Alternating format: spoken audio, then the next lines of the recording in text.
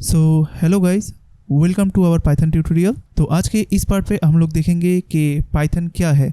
पिछले वीडियो पे हम लोग पाइथन का एक शॉर्ट इंट्रोडक्शन दिए थे जिसपे हम लोग थोड़ा बहुत जाने थे पाइथन के बारे में, एंड आज हम लोग पाइथन को लेकर और थोड़ा सा डिटेल्स पे डिस्कस करेंगे। तो चलिए देखते हैं पाइथन क्या है। तो पाइथन एक high level general purpose interpreted easy to learn language है। हाई लेवल का मतलब है ये पाइथन लैंग्वेज को जानने के लिए आपका कंप्यूटर का जो कोर टॉपिक्स है उसके बारे में बहुत कुछ नॉलेज होने का ज़रूरत नहीं है। तो पाइथन सीखने के लिए हम लोगों को मेमोरी एंड मेमोरी मैनेजमेंट किस तरह से काम करता है ये सब जानने का ज़रूरत नहीं है, इसलिए इसको हाई लेवल लैंग्वेज बोला जाता है। हम लोग मेमोरी लेवल पे जाकर कुछ कोडिंग वगैरह नहीं करेंगे। तो पाइथन पे कोड लिखना बहुत ही ईजी है। जब भी हम लोग कोड स्टार्ट करेंगे तो आप लोगों को ये समझ में आ जाएगा। एंड सेकेंड, हम लोग आते हैं जनरल पर्पस पे। तो पाइथन एक जनरल पर्पस लैंग्वेज है। क्यों इसको जनरल पर्पस लैंग्वेज बोला जाता है? क्योंकि पाइथन सीखने के बाद आप पाइथन लैंग्वेज को वेरियस डोमेन्स पे आप यूज़ कर सकते हो, जैसे कि वेब डेवलपमेंट हो गया, बिग डेटा एप्लीकेशन हो गया, टेस्टिंग हो गया, ऑटोमेशन हो गया, मशीन लर्निंग एंड एआई पे हो गया, या फिर आप डेस्कटॉप एप्लीकेशन भी पाइथन के साथ बना सकते हो। तो इसलिए पाइथन को एक जनरल पर्पस लैंग्वेज बोला जाता है। उसके बाद हम लोग आते हैं इंटरप्रेटेड। तो पाइथन एक इंटरप्रेटेड लैंग्वेज है। तो क्यों इसको इंटरप्रेटेड लैंग्वेज बोला जाता है? तो देखिए, हम लोगों का जो कंप्यूटर है तो वो सिर्फ एक ही लैंग्वेज को समझता है, वो है मशीन लैंग्वेज। अभी कंप्यूटर पाइथन लैंग्वेज को नहीं समझता है। तो पाइथन लैंग्वेज को कंप्यूटर समझ सके इसके लिए पाइथन को पहले मशीन कोड पे कन्वर्ट होना पड़ेगा, उसके बाद कंप्यूटर उसको रन कर पाएंगे। तो ये जो पूरा प्रोसेस होता है ये इंटरप्रेटर करता है। तो इंटरप्रेटर कैसे काम करता है? मान लो आप पाइथन का कोई भी एक कोड लिखे हो कोई भी एक फाइल पे जिसका एक्सटेंशन होगा .py। तो इंटरप्रेटर क्या करेगा, वो जो पाइथन का फाइल है उसको पूरा लाइन बाय लाइन एक साथ इंटरप्रेट करेगा, या फिर आप बोल सकते हो कि मशीन कोड पे कन्वर्ट करेगा। उसके बाद हम लोग का जो कंप्यूटर है या फिर मशीन है उसको एग्जीक्यूट कर पाएगा। ठीक है, तो यही काम होता है इंटरप्रेटर का। एंड काफ़ी सारा लैंग्वेजेस है जैसे कि सी, जावा, वहाँ पर आप लोग देखोगे कि वहाँ पर कंपाइलर यूज़ होता है। तो कंपाइलर क्या करता है, पहले तो कोड को कंपाइल करता है एंड कंपाइल करने के बाद वो एग्जीक्यूट करता है। एंड कंपाइलर के हिसाब से इंटरप्रेटर बहुत ही फास्ट है। आप लोग अगर जानना चाहते हो कि कंपाइलर एंड इंटरप्रेटर के बीच पे डिफरेंस क्या है तो आप लोग गूगल थोड़ा कर सकते हो, तो वहाँ पर आपको और भी डिटेल्स मिल जाएगा। तो हम लोग अभी उतना कुछ डिटेल्स पे नहीं जाएंगे। तो चलिए नेक्स्ट को देखते हैं। तो देखिए, इसके बाद होता है पाइथन एक इजी टू लर्न लैंग्वेज है। ठीक है, तो पाइथन को इजी क्यों बोला जाता है? एक्चुअली इसका सिंटैक्स बहुत ही इजी है। तो इसी कारण आप देखोगे कि ज़्यादातर जो स्कूल्स है वहाँ पर पाइथन लैंग्वेज को सिखाया जाता है, क्योंकि ये बहुत ही इजी है। तो आप लोग अगर प्रोग्रामिंग स्टार्ट करना चाह रहे हो सी या फिर जावा से, तो उससे बहुत बहुत बहुत ही ईजी है पाइथन सीखना, क्योंकि पाइथन का सिंटैक्स बहुत ही ईजी होता है। तो चलिए हम लोग देखते हैं कि हम लोग पाइथन को यूज़ क्यों करेंगे। तो देखिए, हम लोग का पहला ऑप्शन है less code less time. Python पे जब आप कोड करोगे तो आपको वहाँ पर बहुत ही कम कोड लिखना पड़ता है। मान लो आपको कोई भी एक टास्क दिया गया हो जो कि बाकी सारा जो लैंग्वेजेस है उसमें आपका बहुत मतलब 50, 100 या फिर 1000 लाइन का आपका कोड लिखना पड़ रहा है एक पर्टिकुलर टास्क के लिए। वहाँ पर अगर आप उसी चीज़ को पाइथन पे लिखोगे तो आपका लाइन ऑफ कोड बहुत ही कम होता है।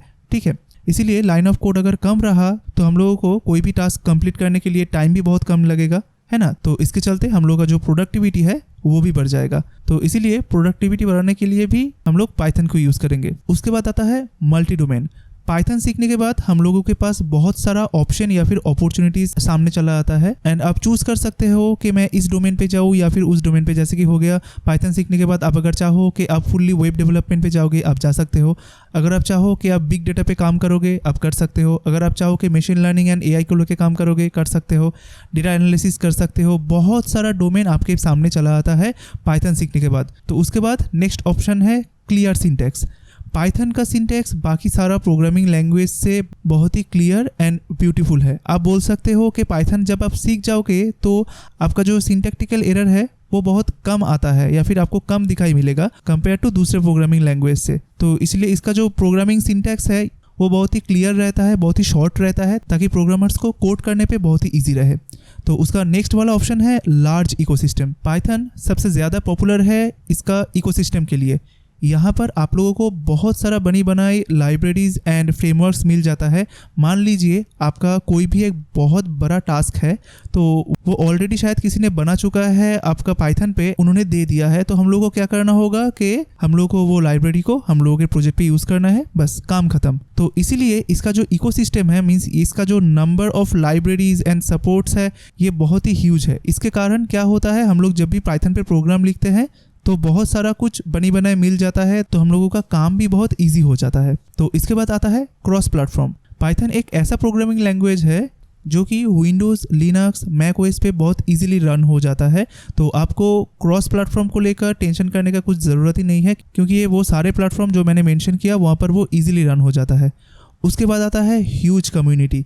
ये सबसे ज़्यादा बेनिफिट है। मान लीजिए एज ए प्रोग्रामर आप जब भी कोई प्रॉब्लम पे फंसोगे या फिर आपका प्रोग्राम पे जब भी कोई प्रॉब्लम आएगा, अब क्या करोगे? आप गूगल करोगे। तो क्या होता है, ये जो पाइथन का कम्युनिटी है ये इतना वास्ट है, इतना लार्ज है, एंड ये जो कम्युनिटी है ये स्ट्रांग होने के कारण हम लोग जब भी कोई भी प्रॉब्लम पे हम लोग रहेंगे तो उसका सॉल्यूशन इंटरनेट पे आपको बहुत ही ईजिली मिल जाता है।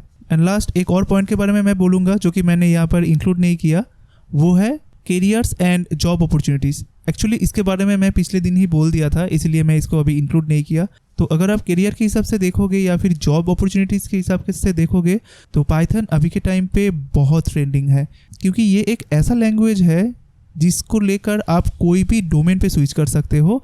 एंड बहुत सारा डोमेन यहाँ पर ऐसा भी है जिसमें जॉब का अपॉर्चुनिटी सबसे ज़्यादा रहता है, आप बोल सकते हो। जैसे कि मान लीजिए वेब डेवलपमेंट हो गया, मशीन लर्निंग हो गया, एआई हो गया, उसके बाद डेटा साइंस हो गया, ऑटोमेशन हो गया, सभी में। तो जॉब अपॉर्चुनिटीज़ के लिए पाइथन आपको सबसे ज़्यादा हेल्प करता है। तो यही सब रीज़न था कि क्यों आप पाइथन को चूज़ करोगे एंड पाइथन को सीखोगे।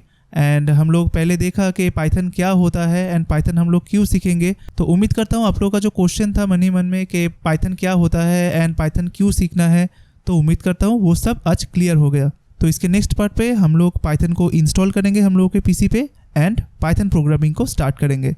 तो उम्मीद करता हूँ आज का जो क्लास है ये आप लोगों को अच्छा लगा होगा। अगर अच्छा लगा है तो काइंडली इस वीडियो के नीचे जो कमेंट बॉक्स है वहाँ पर कमेंट कीजिएगा कि आप लोगों को आज का ये क्लास कैसा लगा। एंड अगर अच्छा लगे तो काइंडली इस वीडियो को एक लाइक कर देना, साथ ही साथ सभी के पास इसको शेयर भी कर देना। तो मिलते हैं नेक्स्ट पार्ट पे।